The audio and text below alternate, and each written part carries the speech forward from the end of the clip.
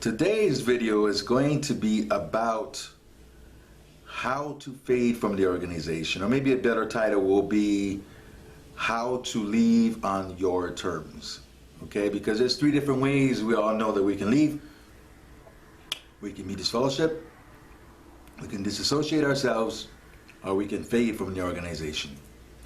A lot of people are disfellowship and wish that they did not get disfellowship. Some people don't care. So let's work backwards here. How to get out of the organization without being disfellowship? Well, from the moment that you decide this is not for you, or from the moment that you decide that you don't want to be a Jehovah's Witness, then you need to start playing by your rules, which means that you're not going to meet with them. Why would you sit and play by their rules? Okay? Why would you submit yourself to something that you don't believe in anymore? If you don't believe in it, you don't believe in it. So don't meet with them. When they call you up, say, we'd like to have a meeting with you, don't meet with them. Okay? There's no reason to. There's no reason for people to pry into your private life or your mind if you are not a part of something anymore. It's like, you know, you decide you don't want to be on the football team and the coach calls you in for a meeting. You're like, I'm not on the team. I left. I don't want to be on the team. I'm walking away. Here's my helmet and my pads, and off you go, right? So why are you playing by their rules? And so many people are having problems with the organization or doubts, yet they still play by the rules. They still go by what they were taught. And next thing you know, you're in a world of trouble with the witnesses, right? Because you're still playing by the rules. For me, there's no trouble because I don't play by the rules. I don't really care, okay? So you got to kind of adopt that same attitude where you're not going to play by their rules, and you're not going to sit and answer questions about things, and you're not going to subject yourself to that. Now, another thing is you've got to put your pride and your ego in check. Okay, so a lot of people want to argue and debate things, say they're having doubt. I'll tell you something right now is you're not going to convince them of something. You know, a lot of people go into a judicial meeting with a bunch of doubts and questions, and you're not going to win that because it's their field, their court, their game. I've seen some videos on YouTube where people actually, you know, videotaped or recorded their judicial meeting, and you're just not going to win.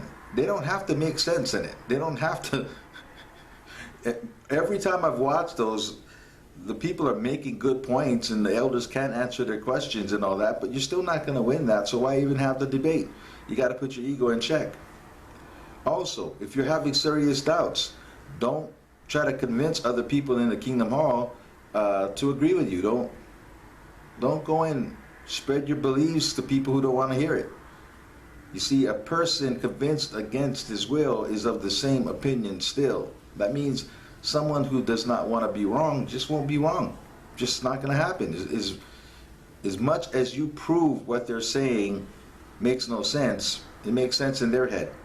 Okay? And all you're going to do is set yourself up to be removed from a congregation that you no longer want to be a part of anyway. So you got to put your ego in check and just decide that you're going to build a different life outside of this. But the lucky thing, if you are able to fade, is that you still will have some amount of contact with people who choose to have contact with you. Some people are going to turn their back on you anyway, so it's not going to matter. But you're going to have people that understand and respect your decision and are still will be in contact with you as long as you don't make them feel threatened about their beliefs. So that's another point. Keep your ego in check. You don't have to prove your point to people who are not ready for it. The only people that will listen to you are the people who already have doubt. So don't try to shove your beliefs down their throat. Okay? Another point is make as little waves as you can. Right? Just stop going to meetings and just disappear. Stop going to functions and things. You're going to have to create a new life outside of that, because some people stop going to meetings but they still show up at the gatherings, maybe you got a wife or something that's in it, but you still show up, so they're still going to consider you someone that they got some kind of jurisdiction on. So really just fade out. Just become invisible over time. And usually they'll stop messing with you so much. And just play by your rules. Next, we're going to have the person that disassociates themselves. Well, this is a personal thing. Again, some people really need that closure. So I don't want to speak against it. If people feel like they need that closure to move on in their lives and to draw a line in the sand, that's good if you're that kind of person. For someone else, other people, again, they disassociate themselves because they're still playing by the witness rules. So they feel like everything's got to be official. And then they disassociate themselves, and then they're really upset because their family stops talking to them. You got to understand that when you disassociate yourself, you're saying on that day that I'm now an enemy of the church in their minds. I know not in yours. You just don't believe or don't agree with the beliefs. You're not looking at yourself as an enemy, but they do. They look at you as an enemy from that day. So you've got to be prepared for that reaction.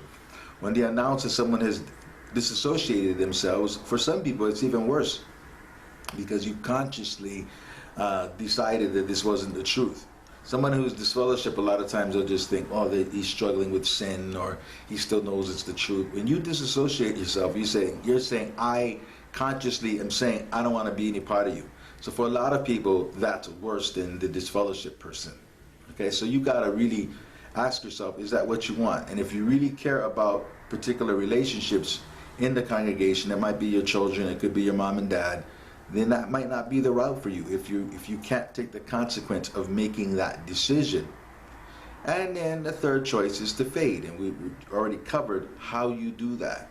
You know, you fade by being not so much a problem to the people of the church, because you don't want to be there anyway. So why create waves, right?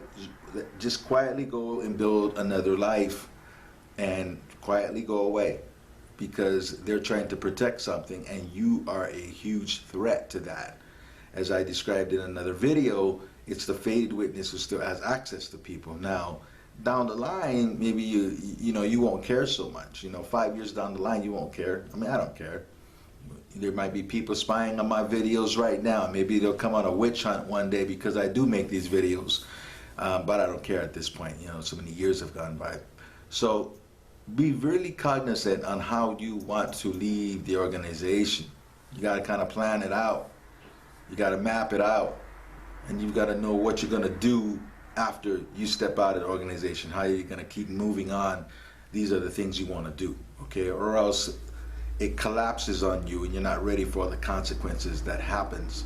So if you are someone that's been out for a little bit, wondering what's my next move, how do I officially get out? Who cares? What official to what? The whole official, what's that? Once you stop playing by the rules, who cares? You're not in the game. Just remember, you're not in the game. Stop playing by their rules. Okay? You're not in the game. It's like a referee at a football field blowing a whistle at me when I'm not even playing. I'm in the stands or I'm out in the parking lot and the referee wants to throw a flag and blow a whistle and call a penalty on me. It doesn't make any sense. So stop playing by their rules and you can make the choice that you need to make. Now, like I said, there's circumstances that go out of bounds from what I just said, because there are elders that have disfellowship people without a meeting, and there's crazy stories out there, but for the most part what I'm telling you is true. Really, really think out how you want to leave. Make a game plan, stick with it. Don't let anybody intimidate you. When they call you, it's on your rules. I mean, you don't have to meet with them on a particular night. They don't have to come over to your house. You control all that. Don't let them control your life. Don't let them ask you questions that's none of your business. It's none of their business, okay? Remember that. Take care. See you in the next video.